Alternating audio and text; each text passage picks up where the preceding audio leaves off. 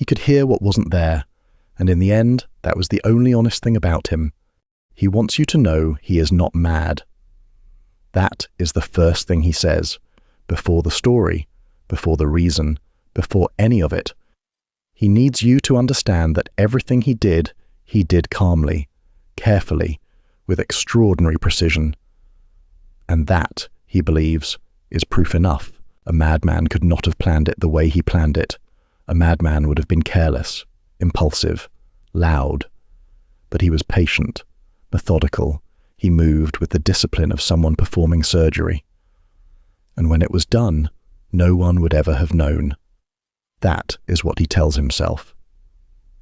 That is what he needs you to believe. Edgar Allan Poe published The Tell-Tale Heart in 1843.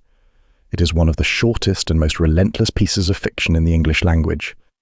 The entire story is a confession. A man explains, insists, why he killed an old man he lived with, not out of anger, not for money. Because of his eye. The old man had a pale blue eye with a film over it, a clouded eye, a dead eye, the narrator calls it. He says it made his blood run cold, that whenever the eye fell upon him, something inside him curdled. He loved the old man. He is clear about that. He had no grievance, no motive that would survive a moment's scrutiny. Only the eye. Only the feeling it produced in him. Every night, for 7 nights, he opens the old man's door. He does it so slowly that it takes him an hour to get his head through the gap. He holds a lantern, closed, completely dark, and he listens. He listens to the old man sleeping. He listens to the house settling. He listens to himself breathing. And then he opens the lantern, just a crack, a single thread of light, and he aims it at the eye. But each night, the eye is closed. And because the eye is closed, he cannot do it. It is not the old man he wants to destroy. It is the eye. The eye must be open. It must be looking at him. Without that, there is no reason. He takes pride in this restraint. He enters the room each morning and asks the old man cheerfully how he slept. He describes this as proof of sanity. It does not occur to him that it demonstrates something else entirely. On the 8th night, something changes. His thumb slips on the lantern. A tiny sound. The old man sits up in bed and calls out into the darkness. He does not answer. He stands perfectly still for an hour and listens to the old man sitting upright, awake, staring into the dark, trying to convince himself that the sound was nothing. He knows the old man's fear.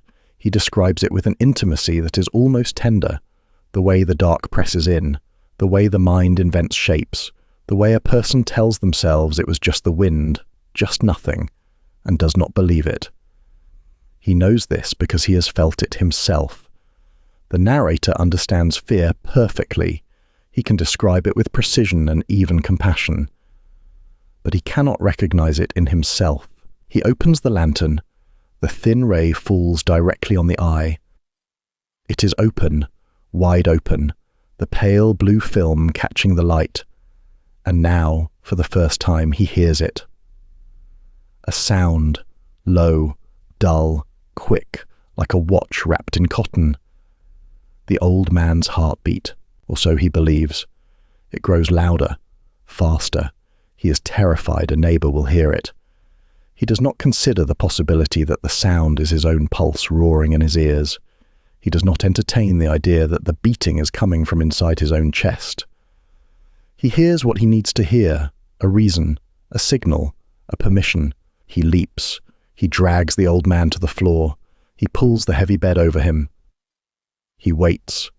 The muffled heartbeat slows, stops. He checks.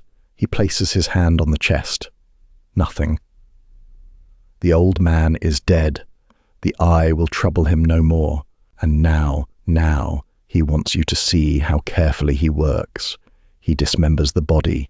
He places the pieces beneath the floorboards. He replaces the planks. He cleans every surface. Not a spot of blood, not a stain, not a sound.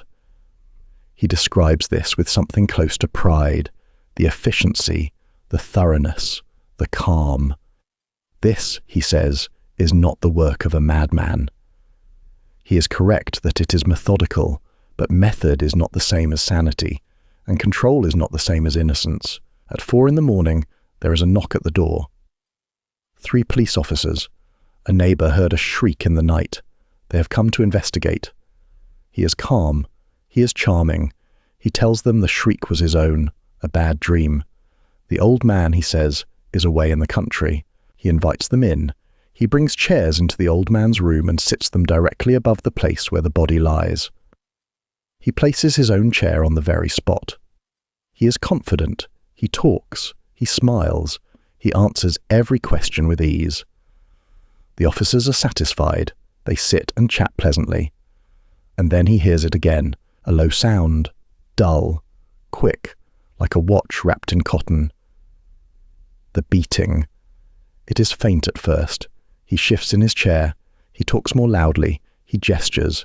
He argues about nothing. He scrapes his chair against the floor. But the sound grows, louder, steadier. It fills the room. It fills his head. It is deafening. The officers continue talking. They notice nothing. They hear nothing. And this is the fracture. This is where his entire construction of himself collapses, because the sound is impossible. The man is dead. The heart is not beating. What he hears is not coming from beneath the floor. It is coming from inside himself. His guilt has found a voice, and it has chosen the only sound that could undo him.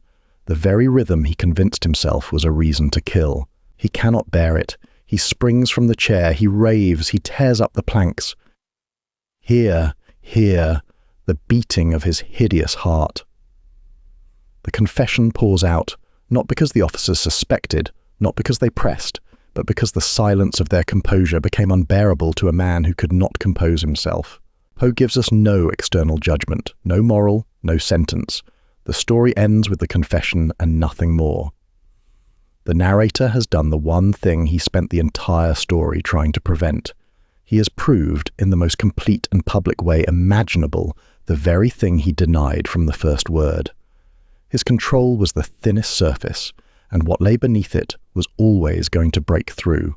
The Telltale Heart is not a horror story about a murder. It is a study of a mind that cannot survive its own lie. The narrator's tragedy is not that he killed. It is that he needed the killing to make sense. He needed it to be rational. He needed the I to be monstrous enough to justify what he did. And when the justification dissolved, when the heartbeat returned impossible and undeniable, he had nothing left. Guilt does not always arrive as remorse. Sometimes it arrives as a sound you cannot place. A rhythm beneath the floor, a pressure in the chest, a feeling that the room is too quiet and everyone in it knows something you have not yet admitted. He heard it because he needed to be caught, not by the officers, by himself. The heart that betrayed him was always his own.